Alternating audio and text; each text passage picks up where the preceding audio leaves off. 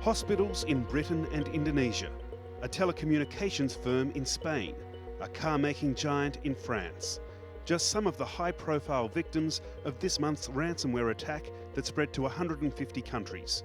While the attack was huge in scale, it was limited in its sophistication, allowing governments and businesses to fight back quickly.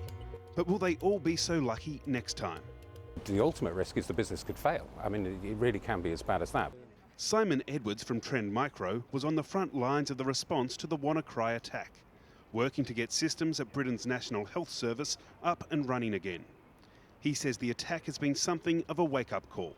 One of the things I've seen in the last few days with the NHS is that where boards of directors are now starting to realise that this is a governance issue and it's not an IT issue anymore. You know, it's about keeping the hospital running, and so therefore we're hoping a lot more funding will become available.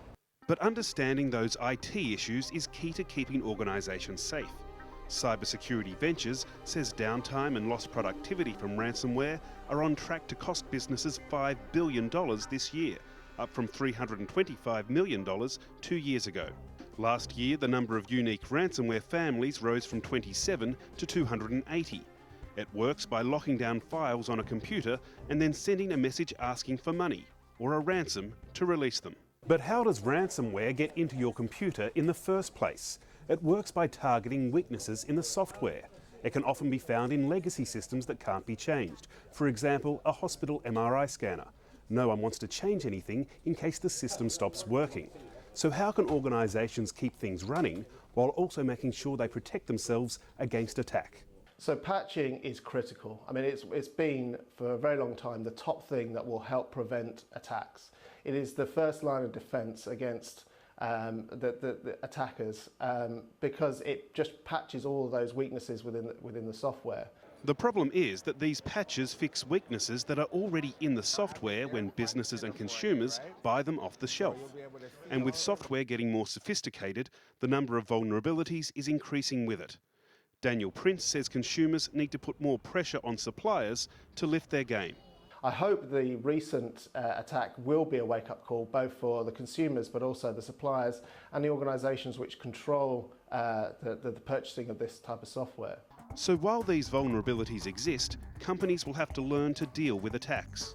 Britain's Office of National Statistics says cybercrime in the UK rose by 8% last year. Online fraud is now more common than real-life burglary. Simon Edwards says the costs of putting proper security systems in place are minimal compared to the potential losses if something goes wrong.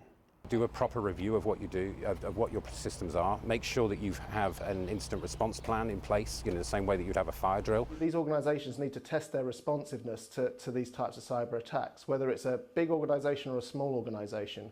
Who are you going to call in the first 24 hours and who are you going to talk to in the first 24 hours to get trusted information on how to respond? Because it's that first 24 hours which will really help you recover and minimise losses.